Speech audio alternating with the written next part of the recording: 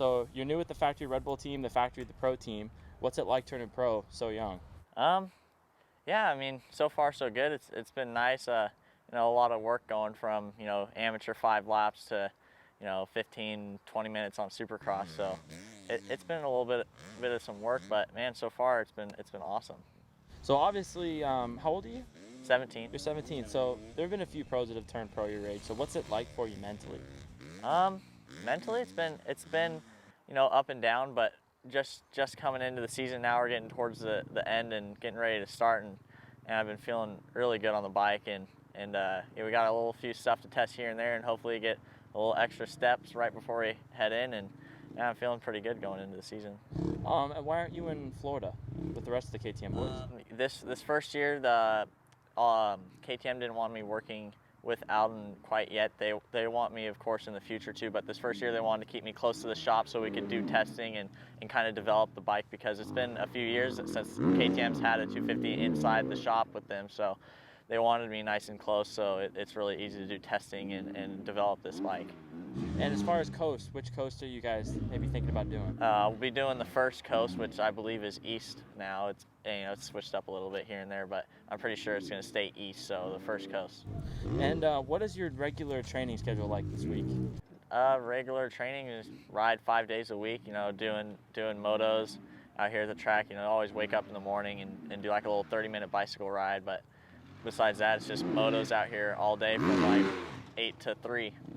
And so you were telling me a little bit earlier that it's pretty much just you, Barsha, and a couple other guys here at the test tracks in Murrieta. What's it like pretty much having a track all to yourself just to ride? Yeah, it's definitely nice. KTM and Husky and all the team has made such a nice facility here for us guys to train and ride. And yeah, we got a perfect amount of riders here. It's not too crowded and not too less people, so the track still gets broken in really good. And yeah, it's a nice facility. We got like a nice bathroom, 2 Supercross tracks. I got an enduro cross track over there for the off-road guys. It's really awesome that they put that effort back into the riders. So this was your last year amateur. So how was that for you? Was that a little emotional? Was it weird? I did do my last amateur race was Minio's, but I count my last one was Retta's, and I did really good there. So I was kind of stoked to end it the way I did. So you lost 7-11. That's been your childhood number. You've run it. What Yeah, happened? well, What's the story? That was also my dad's number of the year. He came back over from Europe and was on the FMF Honda. So, and I always wanted to ran that number. And once I got good enough, according to my dad, he let me run it. And it ended up being this first year the dude that had that number just didn't want to give it up, which is totally respectable. It was his number, and so he had to go with a 115. But I think it looks pretty good. It definitely looks good. Would you go back to 7-11 if you could? I would probably, but after the first year, if you get enough points, you have to take a double digit, which is unfortunate. But yeah, it's only a 1-year thing. So. And so, what are your goals and expectations coming into the season? Goals is to mainly stay healthy and make every round.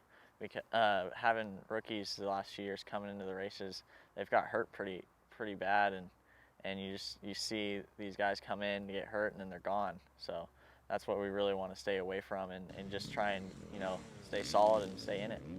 And what are you most looking forward to this season, just overall?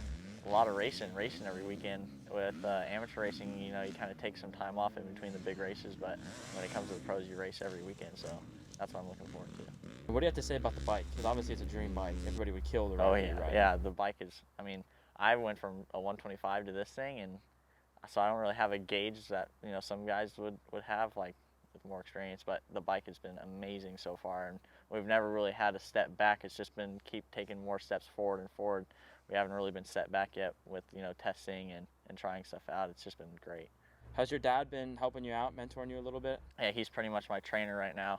So we're doing old school 90s training.